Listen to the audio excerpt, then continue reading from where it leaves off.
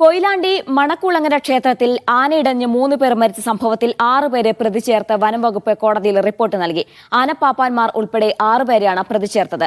അതേസമയം ഗുരുവായൂർ ദേവസ്വത്തിന്റെ ആനകളായ ഗോകുലിനും പീതാംബരനും കോഴിക്കോട് ജില്ലയിലെ എഴുന്നള്ളിപ്പിൽ സ്ഥിരമായി നിരോധനം ഏർപ്പെടുത്തി. ആനയിടഞ്ഞ് 3 പേർ മരിച്ച സംഭവത്തിൽ മണക്കുളങ്ങര ക്ഷേത്രത്തിന്റെ പ്രസിഡന്റ്, സെക്രട്ടറി, എഴുന്നള്ളിപ്പിനെത്തിച്ച ആനയുടെ പാപ്പാന്മാർ തുടങ്ങി 6 പേരെയാണ് പ്രതി ചേർത്തിട്ടുള്ളത്. നാട്ടാന പരിപാലന നിയമപ്രകാരവും വന്യജീവി സംരക്ഷണ നിയമപ്രകാരവും കേസെടുത്തിട്ടുണ്ട്.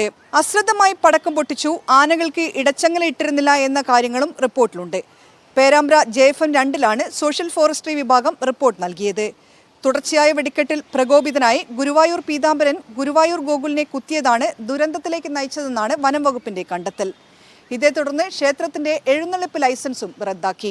ഇതിനൊപ്പം ഗുരുവായൂർ ദേവസ്വത്തിന്റെ ആനകളായ ഗോകുലിനും പീതാംബരനും ജില്ലയിൽ നിരോധനം ഏർപ്പെടുത്തി. ജില്ലാ മോണിറ്ററിംഗ് കമ്മിറ്റിയാണ് 2 ആനകൾക്കും എഴുന്നള്ളിപ്പിന് വിലക്കേർപ്പെടുത്തിയത്. സംഭവത്തിൽ വിശദമായ പരിശോധന റവന്യൂ വകുപ്പും വനം വകുപ്പും നടത്തുന്നുണ്ട്. ഷിത ജഗത്, മീഡിയ 1, കോഴിക്കോട്.